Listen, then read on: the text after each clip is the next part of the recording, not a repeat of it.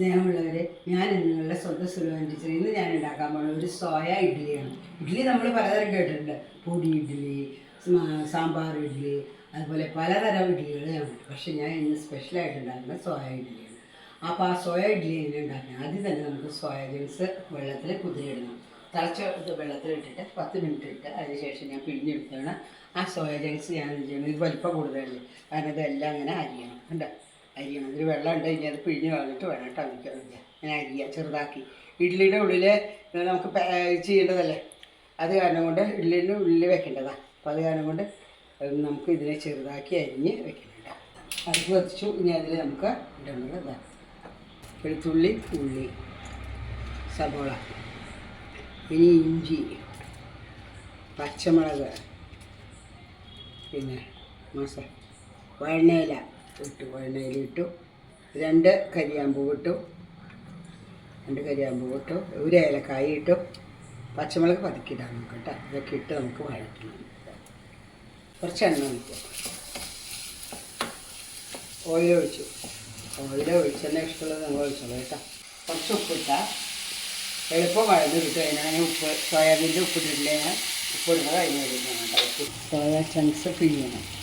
പിഴിഞ്ഞിട്ട് എടുക്കും, അല്ലെങ്കിൽ soya chunks വെള്ളം കുടിച്ചിരിക്കും. ഈ പച്ചമുളക് തക്കാളി കേട്ടോ. ഇന്ന് വഴന്ന് വന്നപ്പോൾ പച്ചമുളക് തക്കാളി നിങ്ങളുടെ ഇഷ്ടം പോലെ ഇടാൻ. ഞാൻ കുറച്ച് ഇട്ടിട്ടുള്ളൂ. ഇഷ്ടം പോലെ ഇടാം കേട്ടോ. തക്കാളി വേണമെന്നുള്ളവർ ഒരെണ്ണം കൂടി ഇട്ടുള്ളൂ. ഞാൻ 1 തക്കാളി ഇട്ടിട്ടുള്ളൂ കേട്ടോ. മഞ്ഞൾപ്പൊടി കേട്ടോ. കുറച്ച് മഞ്ഞൾപ്പൊടി ഇട്ടു. മല്ലിപ്പൊടി ഇട്ടു. 1 ടീസ്പൂൺ മല്ലിപ്പൊടി കേട്ടോ. മുളക് നിങ്ങളുടെ ഇഷ്ടം പോലെ കേട്ടോ.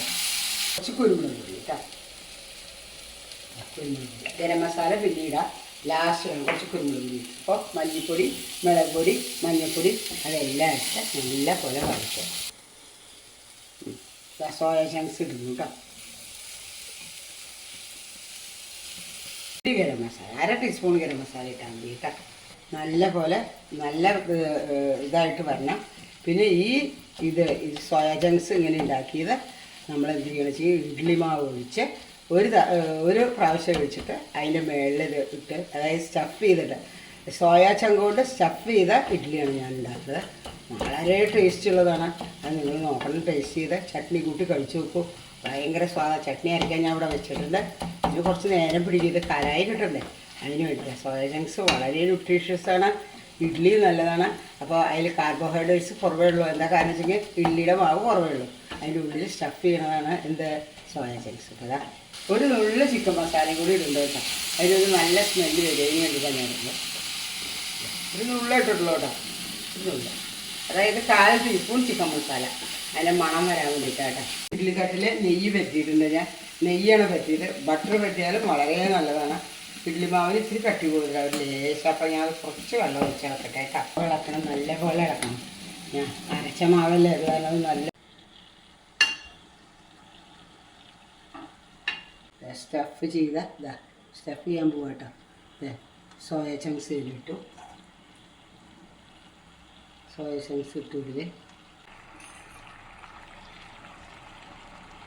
കുറേശ്ശെ മാവ് ഇതിൻ്റെ മുകളിൽ വയ്ക്കുക. അടയ്ക്കുന്നു കേട്ടോ. ഇന്ന് കാലാണ്. പച്ചമുളക് കൂടി അരച്ച് ഉപ്പും കൂടിയിട്ട് കേട്ടോ. അത് മതി, ചമ്മന്തി അത് കൂട്ടിയാൽ മതി. ഇത് കടുക് പുറത്തൊന്നും വേണ്ട. വേണമെങ്കിൽ ആവശ്യമുള്ളവർക്ക് മാത്രം ചമ്മന്തി അരച്ചാൽ മതി, അല്ലെങ്കിൽ ചമ്മന്തിയുടെ ആവശ്യമില്ല. ന്യൂട്രിയല സബ്ജി വളരെ ടേസ്റ്റ് ഉള്ളതാണ്. അതിൽ സ്റ്റഫ് ചെയ്ത കാരണം വേറെ ഒന്നിൻ്റെ ആവശ്യമില്ല കേട്ടോ. 10 മിനിറ്റ് കഴിഞ്ഞു കേട്ടോ. ഇഡ്ഡലി കാലായിട്ടുണ്ടാവും ഞാൻ വിചാരിക്കുന്നത്. 5 മിനിറ്റ് ഇതുപോലെ ഇരിക്കട്ടെ കേട്ടോ. എന്നിട്ട് ചൂടാറിയിട്ട് വേണം ഇഡ്ഡലി എടുക്കാം കേട്ടോ. നമുക്ക് ഇഡ്ഡലി തയ്യാറായി. സോയാബീൻ കറി ഇതിൽ സ്റ്റഫ് ചെയ്തിട്ടുണ്ട്. ഭയങ്കര ടേസ്റ്റാണ്. എനിക്ക് അതിലൊരു കാര്യം പറഞ്ഞു, ഞാൻ ചട്നി ഉണ്ടാക്കണം. ചട്നി ഇപ്പോൾ ഉണ്ടാക്കി കാണിക്കാം. ചട്നി ഇഡ്ഡലിയുടെ കൂടെ ചട്നി കൂടി കൂട്ടി കഴിക്കണേ ഭയങ്കര ടേസ്റ്റാണ്, ചമ്മന്തിയുടെ കൂടെ കേട്ടോ. അപ്പോൾ ഇത് നോക്കും, ഇത് വളരെ സോഫ്റ്റ് ഇഡ്ഡലിയാണ്. തൊട്ട് നോക്കും, വളരെ ഇതിൻ്റെ ഉള്ളിൽ സോയാബീൻ കറിയാണ്. ഇതിന് വേറെ ഒന്നും വേണമെന്നില്ല.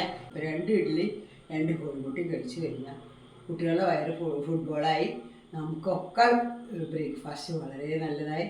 വളരെ നല്ലൊരു ഭക്ഷണമാണത്. എല്ലാവരും ചെയ്ത് നോക്കും. ഈസി ബ്രേക്ക്ഫാസ്റ്റാണ്. ഇഡ്ഡലി ഉണ്ടാക്കണമെങ്കിൽ കുറച്ച് സോയാബീൻ തലേ ദിവസം ഉണ്ടാക്കി വയ്ക്കണം.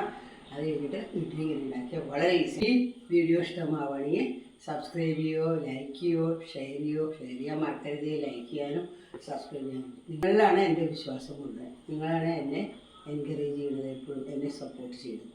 അതിന് വളരെയധികം താങ്ക്സ് എന്ന് നിങ്ങളുടെ സ്വന്തം സുലോചന ടീച്ചർ.